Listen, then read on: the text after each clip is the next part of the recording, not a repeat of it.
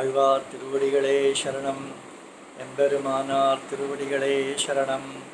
ஜீயர் திருவடிகளே சரணம். ஸ்ரீ தொண்டரடிப்பொடி ஆழ்வார் திருவடிகளே சரணம். சுவாமி பெரியவாச்சான் பிள்ளை திருவடிகளே சரணம். श्लोक पासुरम संख्या 11। पूर्व पासुरम में कहा आழ்वान कि सौलभ्यता की पराकाष्ठा सीमा भूमि है अर्चावतार रंगनाथ यहाँ पर विराजमान है। तो तब भी आप लोग इसका आश्रय नहीं लेते हैं। राम तब कहते हैं कि राम जी त्रेता युग में थे और काल से पीछे आए हुए हम लोगों के लिए ही रंगनाथ बनकर यहाँ पर लेटे हुए हैं। फिर भी हे भाग्यहीन व्यक्ति, हे मनुष्य, भाग्यहीन मनुष्य, उसके नाम को लेकर अपना उद्धार कर लेने के बजाय आप समय को व्यर्थ गवा रहे हैं। ऐसा इस 11वें पासुरम में कहते हैं। உருவில்லால் ஓங்கு முந்தீரடைத்து உலகங்களுய்ய செருவிலே அறக்கர்கோனே செற்றனம் சேவகனார் மருவிய பிரிய கோயில் மதில் திருவரங்கம் என்னா கருவிலே திருவிழாதீர் காலத்தை கழிக்கின்றீரே। உருவில்லால் ஓங்கு முந்தீரடைத்து, एक बाण से, एक अद्वितीय बाण से समुद्र पर सेतु बांधा। अरे समुद्र पर सेतु तो पत्थरों से बांधा गया था। आழ்वार ऐसे कैसे कहते हैं कि एक बाण से समुद्र पर सेतु बांधा। देखिए, समुद्र में सेतु बांधने के लिए योजना बताई विभीषण ने कि आप समुद्र से शरणागति कीजिए और यदि वो मान गए तो पत्थर तैर जाएंगे, क्योंकि विभीषण भी शरणागति करके ही राम के पास आए हैं। तो उसे लगा कि हर जगह शरणागति करना चाहिए, हर कोई शरणागति कर सकता है। तो क्योंकि शरणागति के लिए आकिंचन्यत्व होना चाहिए, मेरे पास कुछ नहीं है ऐसे जो व्यक्ति है वही शरणागति कर सकता है, नहीं? तो राम ने ठीक है, राम तो बड़े भोले भाले हमारे। विभीषण ने कहा चलो हम शरणागति करते हैं करके दर्भ शयनम करके है ना रामेश्वरम के पास में, तो वहाँ पर दरबासन बिछाकर लेट गए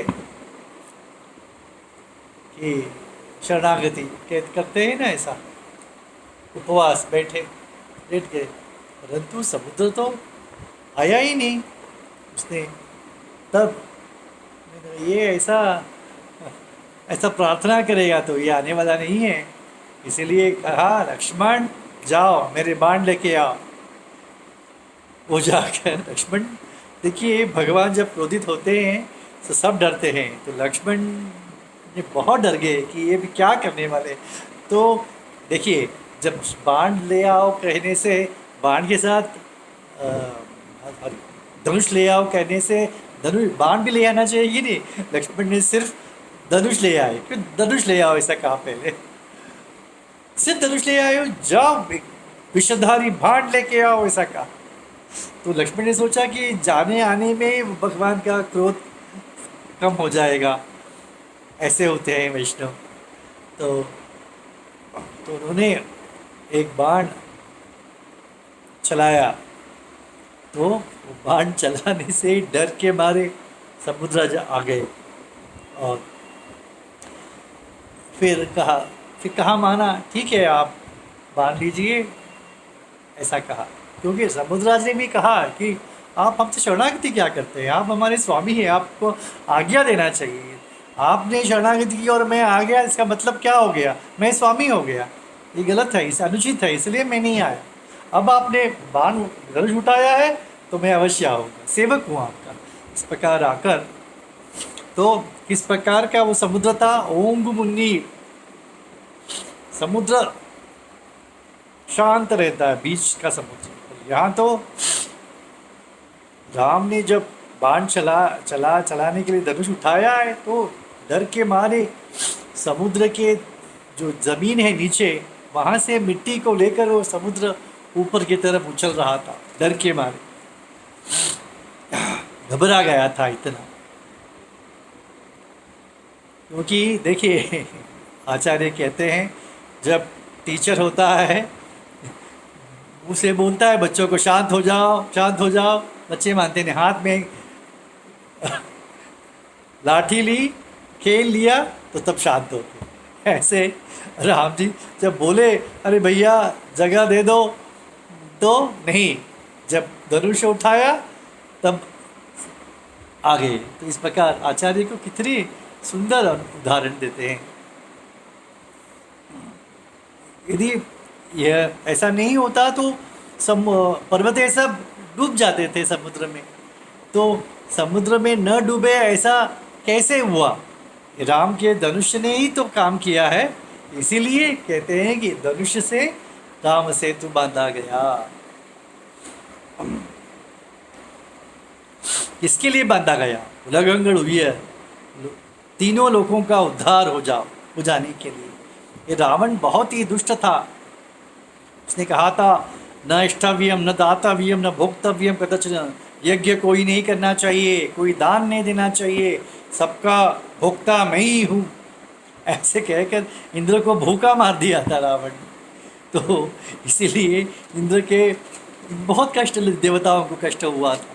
तो रावण का संहार होने के पश्चात ही वे जीवित रह पाए। एक अर्थ है ये।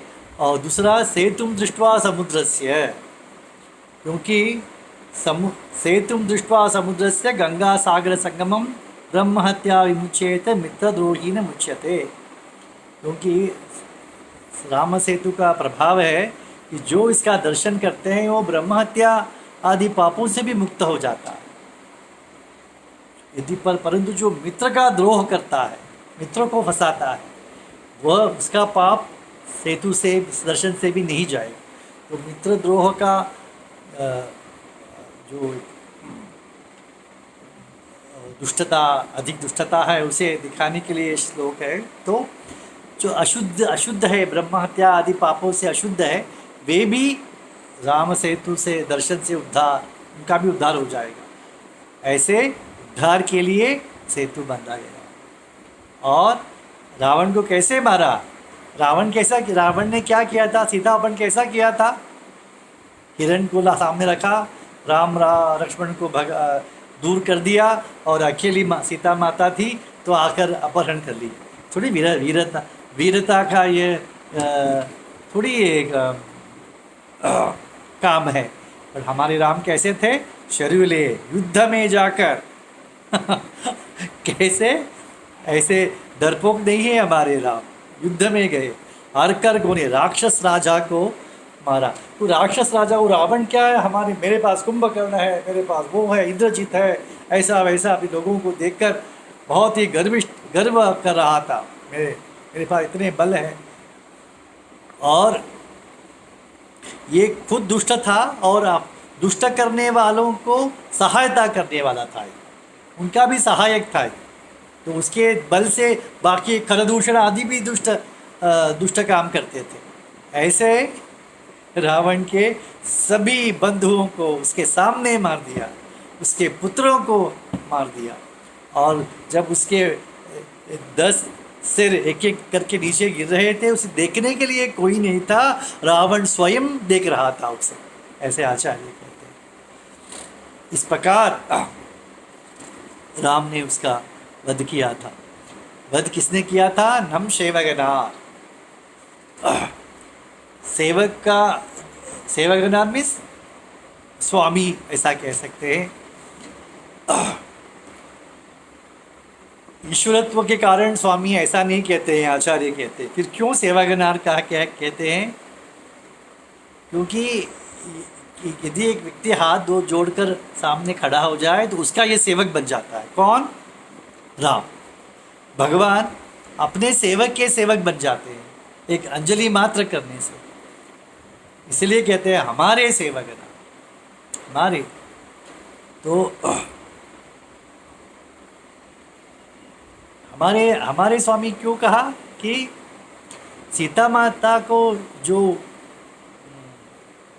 सीता माता का जो आपत्ति को दूर किया था वो हमारे ही आपत्ति को दूर किया समान है, क्योंकि सीता माता हमारे लिए पुरुषकार है। उनका दुख दूर हुआ तो हमारा भी दुख दूर हुआ, इसीलिए कहते हैं हमारे स्वामी।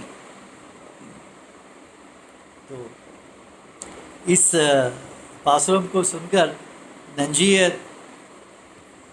अनुसंधान कर रहे थे और उस समय उन्होंने देखा एक सैनिक राजा का सेवक और उसकी पत्नी के बीच तू में हो गया। तो वो थोड़ा अधिकार जमा रहा था अपने पत्नी पर। तो उस पति ने कहा आपके अधिकार सब मुझ पर नहीं चलने वाला है, आप क्या कर सकते हैं। हम जैसे गरीबों के लिए ही तो हाथ में बाण लेकर हमारे राजा खड़े हैं, ऐसा उसने उसके राजा के बारे में कहा। तो नंजी ने ये पासुरम का अनुसंधान करते थे तो उनका विचार देखी, राम के बारे में ऐसा कहते हैं, ऐसा उन्हें लगा।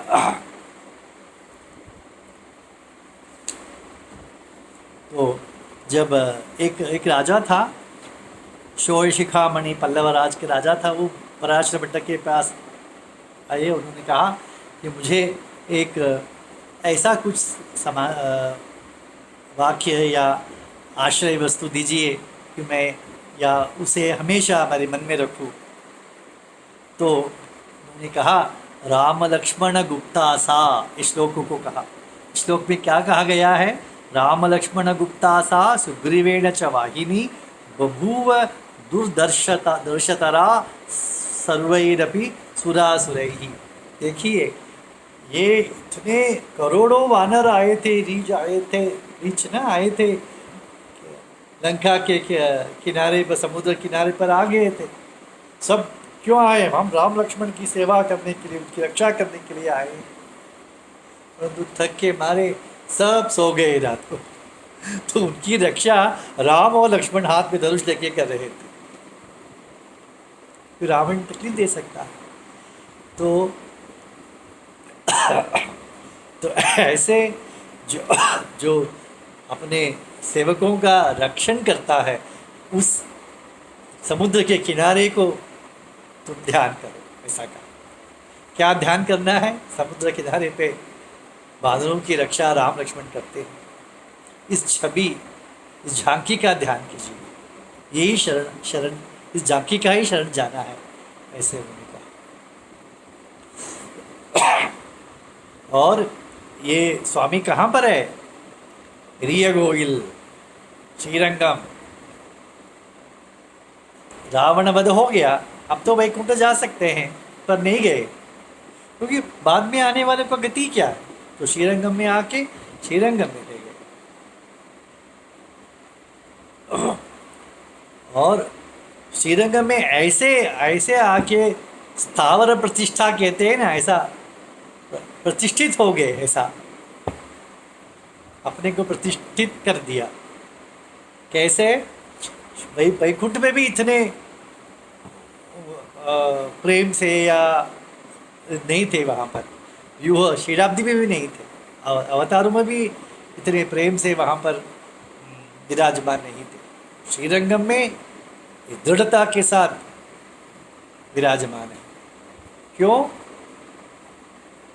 इस प्रकृति लीला विभूति में से आखिर का व्यक्ति भी जब तक परम पद नहीं जाता है, मैं नहीं जाऊँगा। इस प्रकार अपने को वहाँ परमानेंटली बिठा कर दिया है। वहाँ पर पेरिय कोइल मीन्स मंदिर, पेरिय मीन्स बड़ा। सब मंदिर विस्तार 150 एकड़ का है, इसीलिए पेरिय कोइल नहीं कहा गया है, परंतु श्रीरंगम क्षेत्र ही ऐसा है। क्योंकि कहते हैं ना, राजा ने अपने राजधानी में दरबार में बैठकर कुछ ऐलान किया तो राजा खुद उसे नकार नहीं सकता। इस प्रकार परम पद विभवावतार वो सब नहीं, श्रीरंगम में भगवान ने जो संकल्प करके यहाँ पर विराजमान है, यही उनका दरबार है। इसीलिए इसे पेरिय कोविल कहा गया। देशोयम सर्व कामदुक, सब प्रकार के कामनाओं को पूर्ति करने के लिए भगवान आए हुए हैं यहाँ पर। विष्णु और आयतन महत, वैष्णवों के लिए विशेष जगह है, महत। अयोध्या में वाल्मीकि रामायण में भी आता है, विष्णु और आयतन महत। अयोध्या में ये पेरिय कोविल, ये महत महा बड़ा मंदिर अयोध्या में भी था, इसीलिए कहते हैं महत आयतनम। सब इच्छाओं के पूर्ण करने वाला। मधुर तिरवंगम, ये श्रीरंगम कैसे है? दीवारों से घिरा हुआ है, क्योंकि भगवान कैसे है? कोमल है। इतने वीरता, इतने सब कुछ कहने के बाद भी, हमारे स्वामी आदि कहने के बाद, प्रेम है ना, वो सबसे ऊपर चला जाता है। तो कहते हैं हमारी स्वामी की रक्षा करनी है, जिससे वानर करने चाहते थे, इसलिए स्वामी की रक्षा करने के लिए दीवार है ऐसे, इसलिए कहते हैं दीवार सहित श्रीरंगम। इसलिए तो परकाल स्वामी तिरुमंगई आழ்वार ने दीवार बांधी थी, क्योंकि कोई डरे मत, हमारे स्वामी सुरक्षित है। आपको क्या आழ்वार कहते हैं मनुष्य को देखकर, आपको क्या करना चाहिए? मैंने थोड़ी कहा कि आपको उनके बड़े बड़े आपको व्रत अनुष्ठान करना है, बड़ा प्रयत्न करना है, कहा नहीं कहा। ये भी नहीं कहा कि भगवान ऐसे नामानि गौणानि, जिसका नाम गुण चेष्टा लीला को वर्णन करते हैं, उन नामों को भी छोड़ दो, उन नाम को भी नहीं गा सकते हैं तो छोड़ दो। परंतु श्रीरंगवासी, हे श्रीरंगनाथ, इतना नहीं कह सकते हो तुम? जिस जगह पे है उस जगह के नाम से उसका नाम तो कहो, क्यों नहीं कहते हैं? करुविले तिरुविलाधि, आप गर्भ श्रीमान नहीं है। जो गर्भ में जो जन्म लेता है, तब भगवान की कृपा उस पर जब पड़ती है, तभी वो भगवान का भक्त बनता है। जायमान ही पुरुषम यम पश्येद मधुसूदन सात्विक सतु विज्ञेय स वै मोक्षार्थ चिंतक, वही व्यक्ति सात्विक बनता है और मोक्ष का बारे में चिंतन करता है। जो जन्म लेते समय भगवान का दृष्टि उस पर चले जाए, तो तुम्हारे दृष्टि भगवान का दृष्टि तुम पर चले नहीं गया, इसीलिए आप अपने समय को व्यर्थ गवा रहे हो, ऐसे कहते हैं। कालते कई किन्नीरे, व्यर्थ गवा कर रहे। भगवान कैसे हैं? भगवान ने हमें देह क्यों दिया है? विचित्रा देह संपत्ति ईश्वराय निवेदितुम पूर्वमेव कृता ब्रह्मन हस्तपादादि। सब हमारा शरीर है ना, बहुत अद्भुत शरीर है। कहने के लिए कहते हैं शरीर नश्वर है वगैरह, वो सब ठीक है, पर शरीर अद्भुत है, क्या नहीं है इसमें? कौन कर सकता है? कौन फ्री में ऐसा शरीर दे सकता है? मुझे बताइए। विचार कर सकता है, भावनाएं हैं, व्यक्त कर सकता है, सुन सकता है, देख सकता है, खाएंगे तो डाइजेस्ट होता है, बल निकल जाता है। ऐसा अद्भुत शरीर इसके लिए दिया कि भगवान का चिंतन करके उस दिव्य शरीर को प्राप्त करने के लिए। परंतु हम तो इस अद्भुत शरीर में ही रहना पसंद करते हैं। तो इसीलिए शरीर दिया था, आप व्यर्थ गवा कर रहे हैं। वैकुंठ में काल नहीं है, काल तत्व वैकुंठ में नहीं है, वहाँ तक अनंत काल तक वर्तमान ही है। ऐसे काल तत्व जहाँ नहीं है, उस देश को छोड़कर भगवान हमारे लिए इस प्रकृति मंडल में आकर लेटे हुए हैं। और हम कब आएंगे? जीव आएगा, मुझे देखेगा, मुझे आएगा, देव मेरे पास आएगा, सब प्रतीक्षा करते हैं। ऐसे भगवान को तुम भूलकर व्यर्थ गवा रहे हो। वो क्यों आता है? अभी किसी को कुछ देना है, ज्वर था, ताप था, खा नहीं पाया, कि वो उपवास था, 10 दिन का उपवास किया था, परंतु जब उपवास छोड़ता है उसे इतना ढेर सारे खाने को नहीं देते हैं, वो मर जाएगा। तो इसीलिए उसको थोड़ा थोड़ा दिया जाता है। उसी प्रकार वैकुंठ का अनुभव का सीमा ही नहीं है आनंद का। तो उस अनुभव देने के लिए यहाँ पर थोड़े अनुभव देने के लिए भगवान श्रीरंगम लेटे हुए हैं। अरे उसका दर्शन कर लो श्रीरंगनाथ, ऐसा कहो, क्यों समय व्यर्थ कर रहे हो, ऐसे आழ்वार कहते हैं। श्रीमते रामानुज।